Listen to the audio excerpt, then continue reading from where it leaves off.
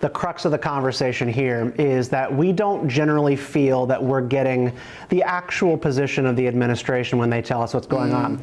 The Washington Post released a poll of their readers, which, is not a perfect poll of the American population, but it does give us that 40% of their readership is in favor of what happened, 42 is against, and then there is like 18% that has no opinion.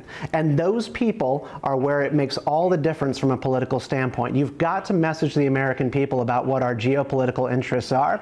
And if you're going to talk about law enforcement actions, we all know that this was not a law enforcement action. This was a geopolitical rearrangement of the Western Hemisphere so that we are closer to our friends and have a little bit more control over how close our enemies can get to us.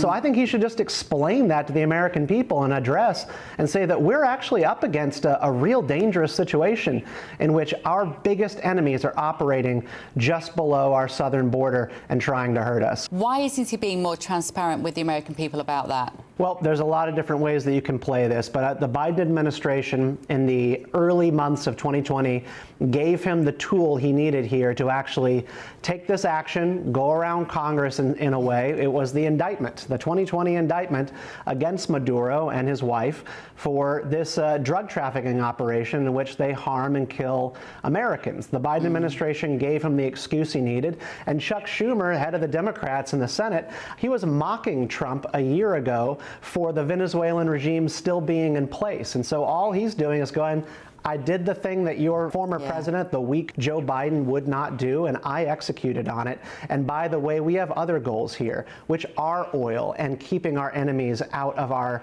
territory. And this is our territory. And that's what it comes down to when people are talking about the Monroe Doctrine. This is our corner of the globe, and we need to make sure that we've got friends close and enemies far away.